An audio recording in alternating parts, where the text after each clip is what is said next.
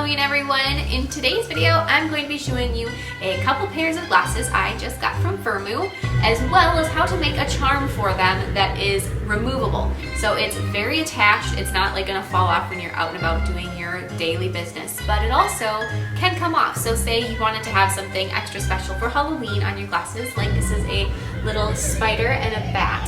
Then you can do that, and then after Halloween's over, you can pop it off and you don't have to have a pair of glasses dedicated just to Halloween. So in the past, anytime I've done a pair of glasses where I've embellished them with this or that, I know that I did a little pair of cat ears on one pair and a bow that had a bloody eyeball in it and just different things. And I can put links to those past glasses videos in the description box below. I've always had people say, but what happens later? You know, you can't, it's permanent. Those are only good for 1 month out of the year.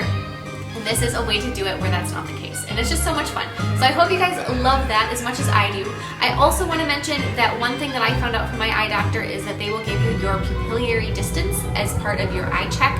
And that's one thing that you need to be able to order glasses online.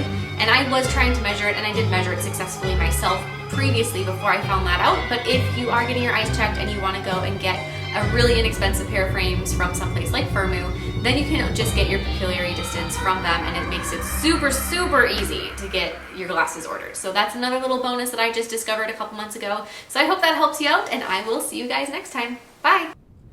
So here are the boxes, I should say. They're nice and green. After you take them out, they just slide out. Here is the first pair of glasses. These are so gorgeous, and I wasn't sure really how they would go for Halloween. As soon as I saw them, though, I just fell in love with them. When I was looking at their website, I'm like, oh my goodness, rainbow glitter, you had me at hello. But then here's a pair we are going to be making spooky. You can see that they have like a blue reflection from my recording light, and that is because they have some blue light protection on them. So we're going to protect that protection by wrapping the glasses first with some plastic wrap to protect them while working on them.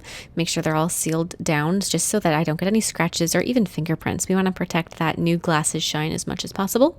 Then after that has been wrapped in the plastic wrap, I'm going to be wrapping the hinge that I'm going to be sculpting on with aluminum foil as tightly as I possibly can. If you find that you have extra bulk of aluminum foil anywhere, you might want to rip it off and then try to just keep it, like I said, as tightly as you can. You don't want to have a whole bunch of extra bulk. The more bulk there is, the less snug your little charm will fit. So you want it to fit really nicely. So you want to make sure that this is as sleek as possible. If you want, one thing you can do is to take a brush cover and roll it over the glasses, and that will help to smooth out any wrinkles. There may still be some, but we can fix those later. Once you have it relatively smoothed out, you're going to grab some clear acrylic and sculpt a base over just the area where you want to have the little bat that's going to go over the front. So you're going to sculpt it up and over and create sort of a U shape around the top of the frame. Don't make it too big. It's a balance. It has to be big enough where it's going to hold on, but not too big where it's going to stick out around the bat. I'm going to take my little brush cover and roll the area on the temple piece, and then I'm going to be taking clear acrylic again, and we're going to be sculpting all the way around in a circle around the temple where we want our spider to hang down from. After you have it, sculpt a certain way and it's beginning to set up, you're going to take a craft knife and you're going to create a little slice right in the top. So on the very top side of the temple piece and on the very bottom side, you're going to cut this so that instead of having one full circle piece, you're going to have two halves. Then when you fit them together later, they will snap around the temple piece and create the closure that holds the charm in place. So after you have the first bit done, do it in a few different beads so you're not having to stress out and work too quickly. And you're going to sculpt around it the rest of the way. And same thing, before that sets up, grab your craft knife, dip it in clear acrylic so it doesn't stick, and slice the bottom. Once you have that, and you can, just sort of not mess with them so that they can hopefully set up, you're going to be grabbing more of your clear acrylic yet again, and we're going to connect the two pieces we have sculpted. When you're connecting the two pieces together, make sure you don't fill in your little slice piece with the clear acrylic so that we don't, seal them shut. We need to make sure that those pieces stay separate. So you have one big piece that goes from across the top of the frame down sort of behind on the back of the temple piece and then to the back side of the temple closure, and then that second smaller piece that just goes around the front of the temple piece. I'm going to add a little more space on the front piece that goes over the front of the frame just to make sure I have enough space for my bat to sit. Once all of that has been cured, you're going to carefully remove the aluminum foil. Rip pieces off kind of as you go. It's not going to be a pretty outcome. It's going to be kind of a shredded foil situation, but the more foil you remove, the easier it'll be to get that piece off. Once you have it removed, at least partially, then try to pop off the piece that goes in the front of the temple, and then you should be able to just pick up the rest of it. Then very carefully peel the foil out from the back of everything. Try not to break anything. Obviously, if you do break something, you'll just have to repair it. But as far as you can, just sort of gently tug on it so that it will release. Once it does release all the way, it may leave little tiny gaps in the back. See how it fits on there. If it fits really snug, don't do anything else. If it fits a little loose, those little gaps that are behind it are where there might have been wrinkles from the foil. They're weak spots, and you might want to fill them in with clear acrylic. It'll all depend on how snug it fits on the glasses. If it's really snug, you don't want to mess around with it. If there's just a little room to wiggle, you can reinforce any of those areas that seem necessary. So just make sure you fit it on the glasses just to verify. After you go through and you reinforce on the underside, you can go through and see any dips or low spots on the top of this piece too. Keep in mind, this is all going to be covered up. It doesn't really have to look pretty. We're really more worried about strength. Once you have that done, you may want to clean up the edges. You also don't want any sharp spots. So if there's any bits where the acrylic is a little bit more like a vampire tooth than a smooth edge, you may want to carve it out just to smooth out the edges.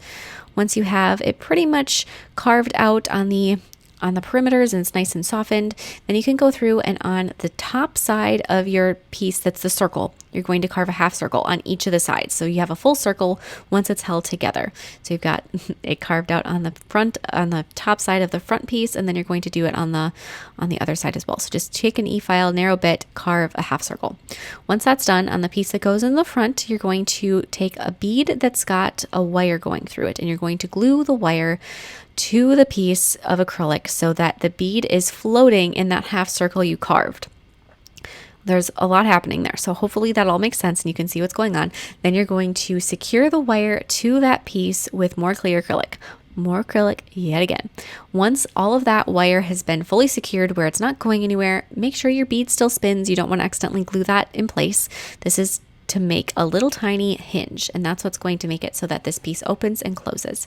So we've got that little bit of wire. If there's any sticking out off on the side, cut it off.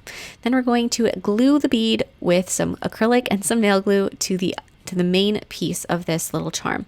So you're going to, the first thing I did is I put some clear acrylic down because I had carved a little more than I needed to away and my bead wasn't going to glue. So then I just filled in the extra space with clear acrylic, glued it to that clear acrylic I just added, secure it with more clear acrylic to make sure the bead isn't going to break off. You want this to be, like I said before, nice and strong.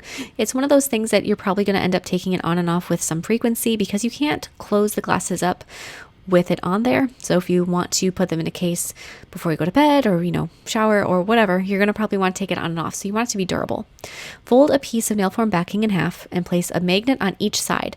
Then you're going to try to, I tried to glue it and then I decided glue just wasn't the method. You're going to want to glue and attach one magnet to each side of the bottom. So the opposite side of this circular piece from where the hinge is. This is going to be what holds them in place.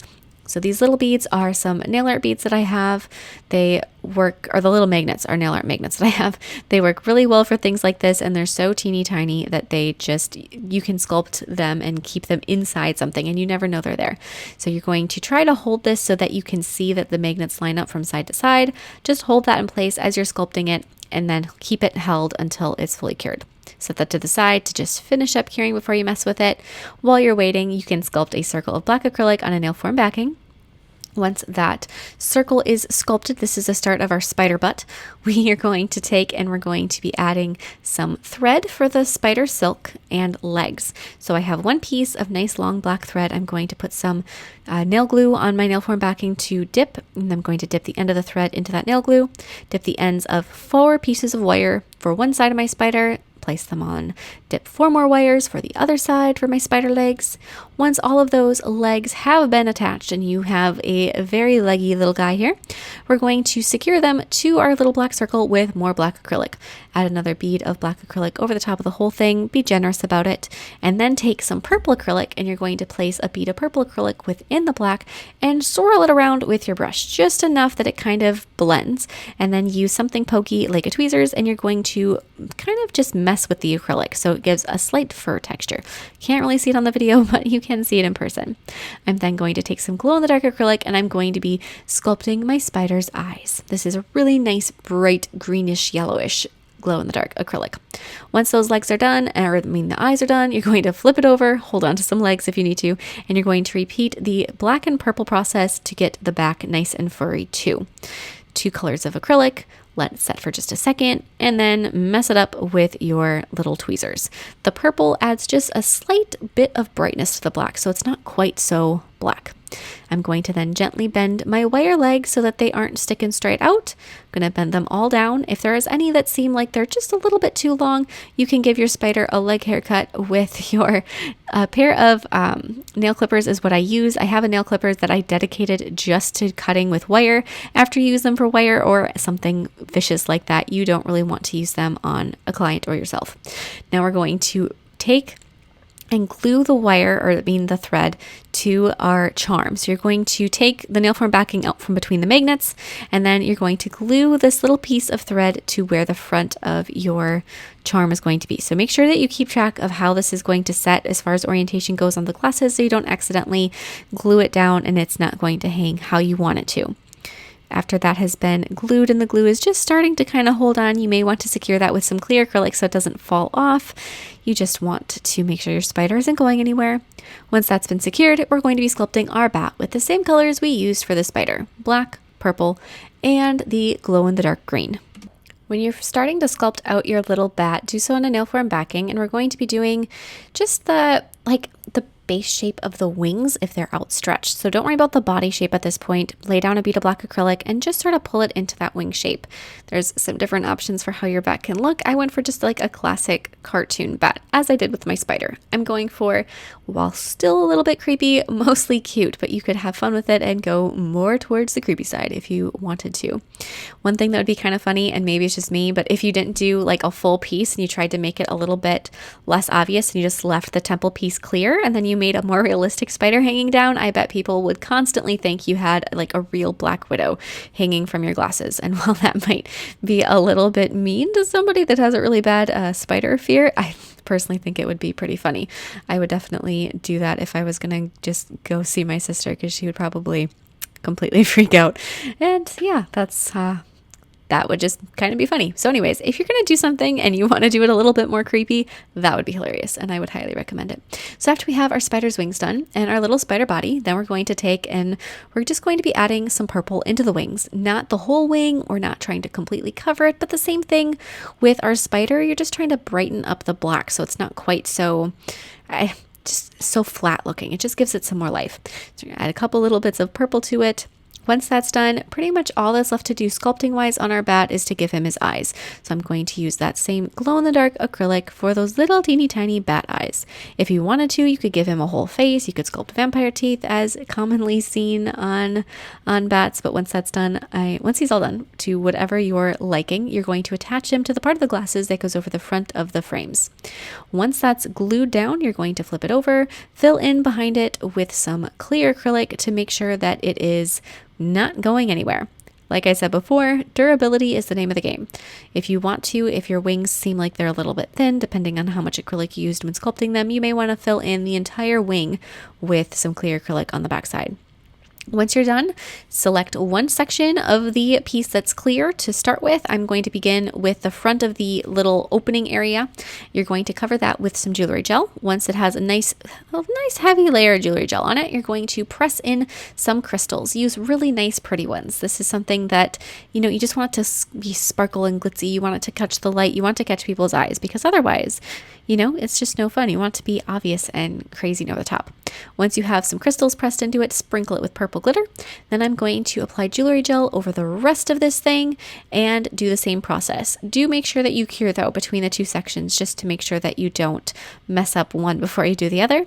So we got the jewelry gel, then we're going to go through, press those crystals in place, use some big ones. If you have some crystals that are bigger than you would typically use on a nail, this is the perfect time to dig those out of the cabinet and get to use those because you have more space. And if you like I said, if you're somebody that they catch on nails and you want to do something, have an opportunity to use the really big cool ones, this is a perfect time. Sprinkle it with the glitter, cure that again, and then to just do the final things, we're going to use a yellow, really bright yellow striper gel. We're going to add some details to our bat's wing. Do the first one, then we're going to do the second one. After you have those little skinny lines painted, just to make those wings a little bit more vibrant, you're going to grab your glow-in-the-dark acrylic and you're going to sprinkle it over the wet gel. After you've sprinkled both sides, cure that, and we're going to do the same thing with our spider's legs. Do one side at a time for the spider's legs so you have something to hold on to.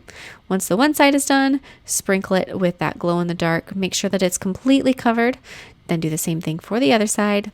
So quick and so easy, and it's the same color then as the eyes since you're using that same color as a pigment. And it's so cool in the dark because those little spider legs glow so well. Then add a little bit of a pupil to your spider. I did not give my bat any pupils because I like just the glowing eyes sitting there. And after that, this is all done. No top coat required. He is good to go. You can put it on your glasses, take it off, play around with it, see how it works for you. I just think it is so stinking cute. I hope you guys are as excited about this as I am because I know I'm going to be making more of these and giving my glasses little outfits for various holiday seasons. It's just so fun to be able to have something temporary. Like I said, it doesn't dedicate a certain pair of glasses to a holiday season. If you are interested in the exact frames that I have, I will put links to them in the description box below, as well as just the general Firmoo link. So if you're interested at all, definitely check that out, and I'll see you guys next time. Bye!